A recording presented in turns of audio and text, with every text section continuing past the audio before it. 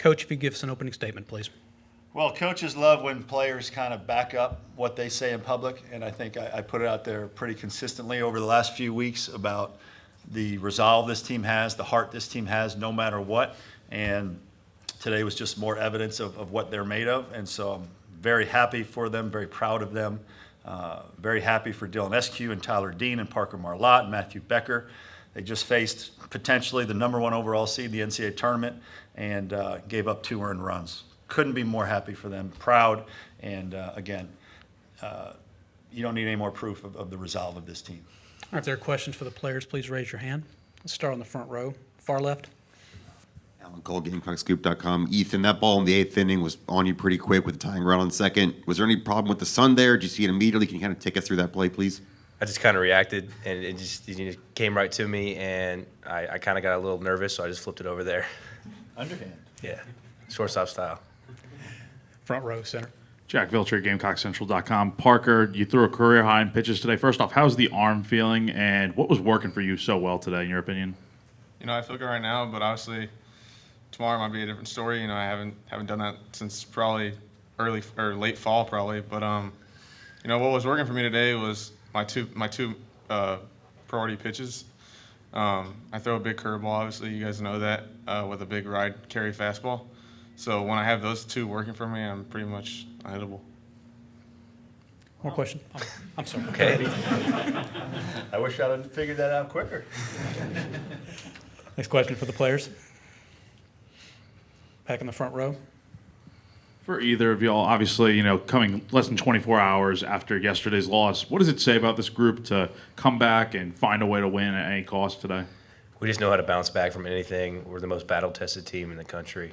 Coach King said that already to us, and I'm sure he said it in a lot of interviews. We just know how to bounce back. We got swept against Georgia at home, got swept against Tennessee, and if you saw us at practice the day before the tournament, you would be like, this team didn't get swept; they just won it. So, we're always prepared for battle. On the fourth row, right side. Parker, you had a tough outing the last time you went out there. Today you come in a rough situation and get out of it and go deep. Can you take us through your mindset? I mean, you're just a freshman. What is going through your head? How have you let yourself, come up big in these moments? Mindset coming in today was no different than coming in against Tennessee. I just didn't have it that night, but it's awesome knowing that Coach King and Coach Matt trust me to go out there in a big situation and get a big out. So did the same thing today and kept on rolling. In the back of the room on the left. Yeah, Ethan, I guess nothing is official yet with Gavin, but if that was his last swing, what has he meant to the team this year, and how big of a hole is that for you guys, and how much more is on you being a first baseman now? Well, and let me answer that question before Ethan does, because it's not official that it's a done deal. I know supposedly a hot mic caught that it was definitely something. The doctors, our official doctors, still need to look at it.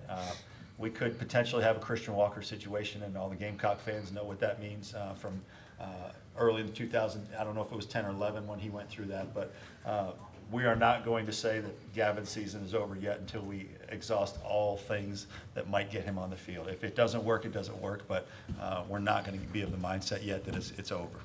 So I don't know if you want to still have that question for Ethan, but Yeah, next guy up. We got Talmadge, Lee Croy ready to go. Will Tippett ready to go. So, those guys are our guys, and they're going to be ready to play against LSU tomorrow night.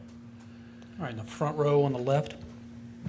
Parker, kind of going off Jordan's question, you come in there in a bases-loaded situation, get that first out. Can you take us through that at bat, please? And that kind of set you down at all to get that first out in such a big spot? I think I don't know if I threw 2 curveballs in a row or what, but getting that's a big out. So that kind of gave me momentum for the rest of the 3 1/3, I think. So yeah. Any more questions for the players? If not, Ethan, Parker, congratulations. We'll see you again tomorrow. Thank you, guys. Thank you. good job.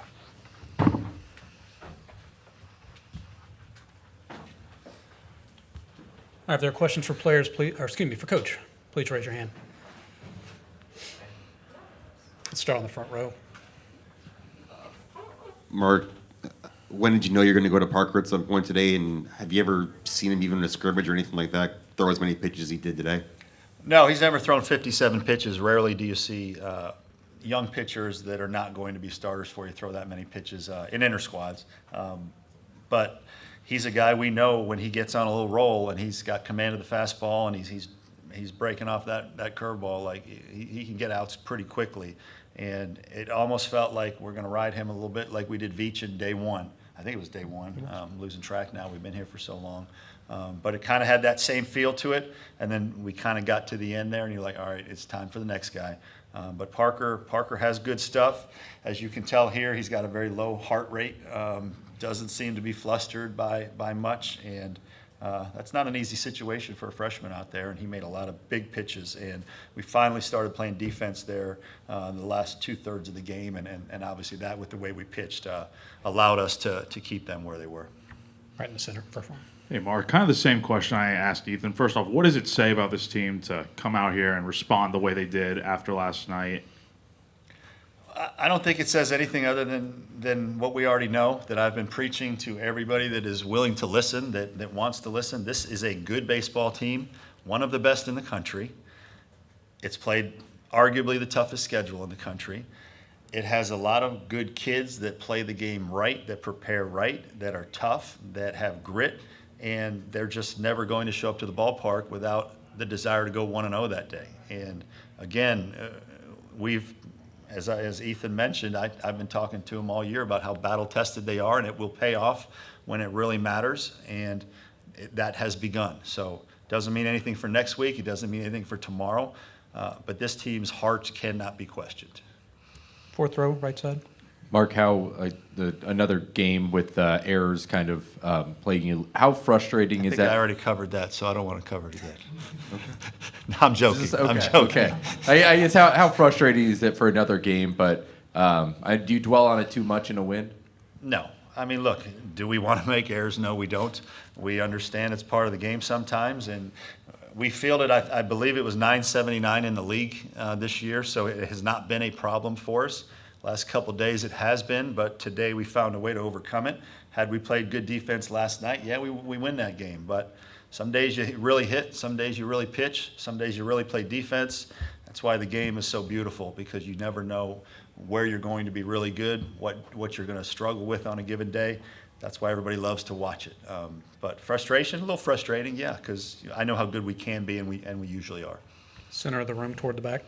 Jack DeLongstraw of Pencil Talk Pod. But, Coach, I felt like Dalton Reeves behind the plate today brought a really calm and cooling presence behind the dish. Can you speak to him in a big spot? Yeah, anytime you get to start a guy that's 37 years old behind the plate, it's really good for the demeanor of your team. Again, I joke again, Dalton was outstanding. He threw out his first base runner of the year today, and that ball came out of his hand hot and against one of the best stolen base teams in the country. I thought that was a big lift for us when he did that. Thought he caught extremely well. He was a good leader back there. And, yeah, it was a calming presence. And so I'll have a decision to make tomorrow, whether he catches or Messina catches, because, again, I don't want to overextend Messina as much effort and as much as he's put into this weekend. I don't want him to go into next weekend tired. So I'm going to have to talk to Messina and see how he feels about it. And I feel great with either one catching. Front row on the left. I know you don't know yet on Gavin, but if he's maybe at least out tomorrow, do you know who an emergency third baseman might be if something were to happen to Talmadge? Yeah, Lee Ellis. Lee Ellis is more than capable of playing third, short, second. And if we need to go to Lee Ellis, we'll go to him confidently. All right, in the back room on the left. Yeah, Sorry, Mal- Joe. Sorry. Yeah, Moore, Kentucky starting pitcher, has been really good all year, except for you guys have gotten them pretty big twice. Why do you think that is? Yeah, I don't know, John. It's funny, baseball, again, just like I was just talking about how all three phases, you really never know what'll show up and what won't. Some matchups just favor you, whether it's because we are a heavy left-handed lineup, whether it's because of the way he pitches, as a guy with certain characteristics to his fastball. Some guys get us better than others, and some guys we get. But we had 2 games against him, and we were really good both times. And he's one of the better pitchers in this league, without question. So I just think it's a game of matchups. I think overall there's certain teams we match up very well with, and there's one style of play that has given us a little bit of trouble. So it's really a game of matchups, and I thought we matched up well with Moore. right, two more. Start on the right.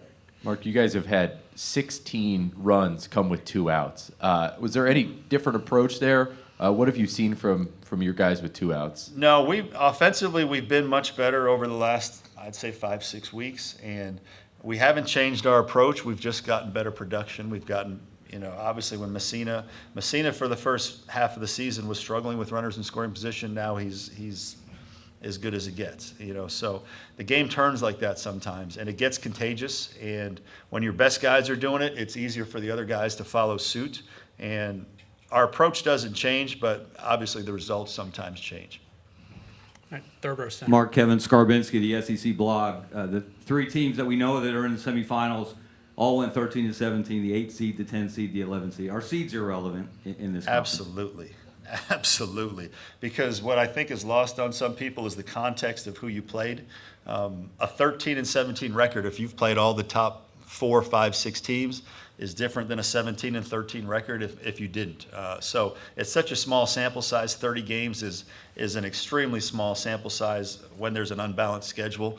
In the big leagues, they play 162, and sometimes there's a one-game gap over who wins a division and who's a wild card team. So if you don't think that there's a margin for error in a 30-game schedule when it's an unbalanced schedule, you may play all the best teams, you may play some of the teams at the bottom. It's so random that 13-17, I don't think it's a big enough sample.